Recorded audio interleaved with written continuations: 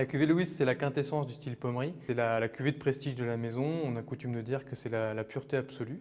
On travaille sur l'origine des raisins, donc 3 villages, Ailly pour le pinot noir, Cramant et Avis pour les chardonnays, 3 grands crus. L'assemblage est fait pour obtenir la plus authentique, la meilleure expression de ces terroirs de craie. Et ensuite, on a un vieillissement très long dans nos caves, de plus de 10 ans, qui permet d'obtenir une très grande finesse, de la complexité et aussi une grande fraîcheur.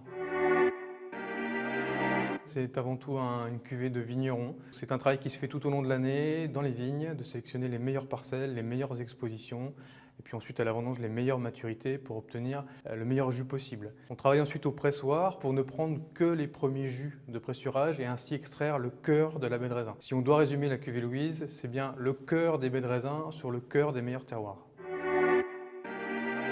De Louise Pommery, la fille de Madame Pommery, c'est un hommage à la fille de Madame Pommery.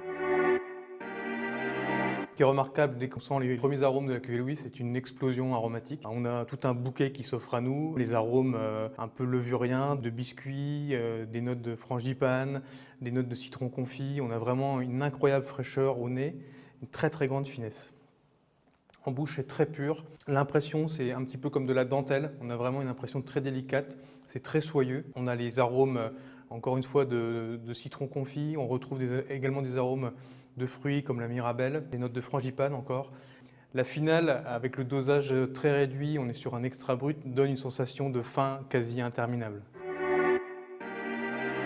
Alors la cuvée Louise, c'est un vin de plaisir avant tout. On peut l'accompagner de nombreux plats. On pourrait citer par exemple un homard bleu, on pourrait citer une volaille à la crème avec une sauce aux truffes. On peut imaginer aussi un comté, mais avec un affinage plus long, de plus de 12 mois. Pour les plus fous, on peut imaginer également un dessert, comme le Paris-Brest aux amandes, qui serait relevé avec un zeste d'agrumes. Bref, on peut l'accompagner de beaucoup de choses, si tant est que le plat soit d'une finesse suffisante.